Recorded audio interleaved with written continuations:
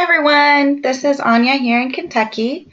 I just wanted to take today to talk a little bit about the funding documents that we require for a report submission and then how to use our funding portal because it's an awesome tool that I think a lot of people aren't utilizing yet.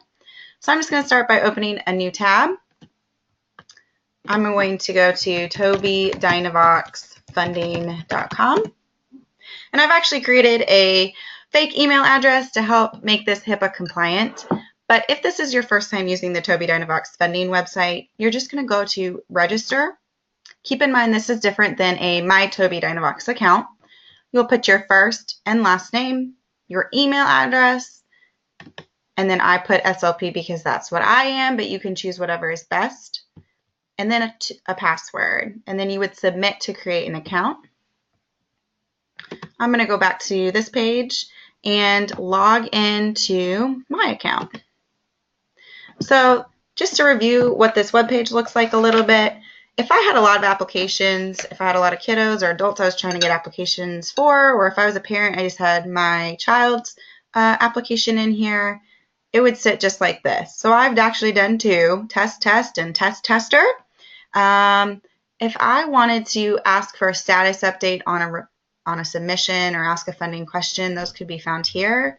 And then if I'm looking for paper funding documents, they're there, but we're going to review that a little bit later. I'm just going to show you a little bit of how to create an application through this funding portal. So I'm going to say add a new application, and I'm going to put in a client's first name. So I'm going to say Testist 40204. They live in Louisville. I'm requesting a purchase, but you could request repair or rental through here as well. We're going through Kentucky Medicaid, and they live in Kentucky. I'm going to save my application. There's a couple ways you can use this funding portal. One of them is to go through each of these steps and edit and add in all of the things that we request in paper too. So you can do an SLP evaluation of vision and hearing. I did this once as a speech therapist, but I found it a little more difficult to navigate and understand than just writing my typical AAC narrative report and filling out the funding documents on paper. So today is the way I'm going to show you that I recommend to people is just scrolling straight to the bottom, and I can upload and manage my uploads here. I can click to add files. I am going to bring in my test documents right here, open them up. They're going to load, and then I can go back to my application. You'll notice that I have included the test client information form, which has been completely filled out and signed at the bottom. My evaluation that has a physical signature from the speech therapist, and then the release of benefits form that's filled out and signed by a guardian or POA. So I'm just going to go back to my application, and I'm done. I've submitted everything that I need, and I can just hit submit application. I'm not going to do that right now because it's not real, but I'm going to go back to my applications. It's going to make me log in again, and I can see all of the ones that I've created. And this one says 0% complete. Once I hit submit application, it will completely fill out as 100% complete. And it actually shows you the date and time that you submitted it, which is awesome. It gives you some reassurance it's been submitted to our funding department for review. So let's talk about if you wanted to ask for a status update. Say it's been a month, you kind of just want to know where things are going with it.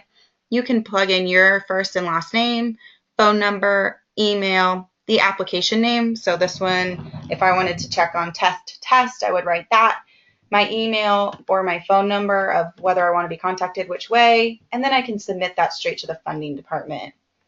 The other thing that I think is awesome is I can ask just a general funding question, doing the same thing by filling out my first and last name, my phone number, my email, writing out what my question is and how I want to be contacted. So this really gives you a lot of control over the funding process. It allows you to ask questions directly to the funding department and know exactly what's going on with the application. The other thing I wanted to review just quickly today is our paper funding documents.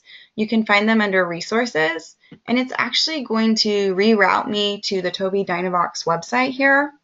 if I scroll down, actually, I like using this one. So if I go to Funding AAC, Funding Documents, right here, I can download a PDF version of the funding packet for purchase, or I can download the funding packet for trial. Today, I'm just going to show you the funding packet for purchase. It even gives you funding's email address if you want to contact them that way, or their fax number. So the funding packet checklist, client information form, which is 3 pages. At the bottom, it needs to be signed. The equipment quote is actually something that I take care of on this side. You don't have to worry about it as an SLP or a family member. I get notified when reports are submitted through the funding portal, and I go through and do that myself. The release and assignment of benefits is pretty big. That needs to be filled out before we can even submit to funding. And it needs to be signed at the bottom by the guardian or POA or the client if they're their own guardian.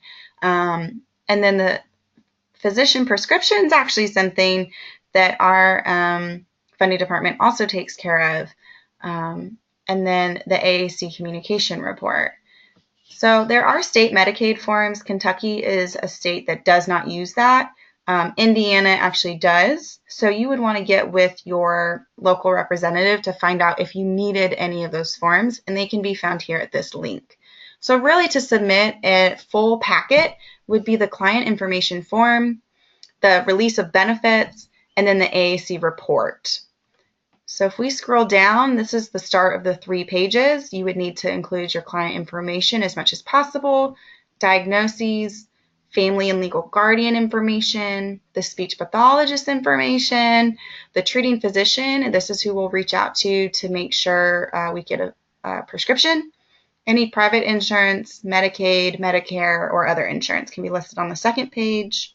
And then the shipping information would just be the home of the client receiving the device. So this is a new section, section 12.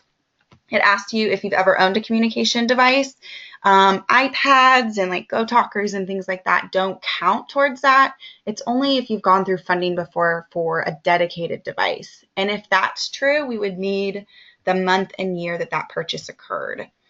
If you guys are submitting for someone that uses a wheelchair, we would need the make and model, which will help with our mounts, and then choosing a device, whichever one you're recommending, and the mount. These boxes down here would need to be checked off, and then the signature of the person completing the form. The next part is this release of benefits, and so that's the client's name, and if they have a guardian, they would need to sign, and then a witness signature, which could be like a speech therapist, a neighbor, whoever, and that relationship to the client. But that's pretty much it, because we take care of the prescription, so you don't have to worry about that page. And then below is just notice of privacy practices and information for clients if they want it. But that's really all I was here to talk about, a little bit about our funding portal and how to submit through it, asking for status updates on submissions, kind of what we're looking for in our packets that we receive. So we want that client information form, the release of benefits, and an AAC report. But yeah, it was really great to be here today to talk you through this process. If any of you have any questions, feel free to reach out to your consultant in your area for more help and assistance. And I thank you for your time.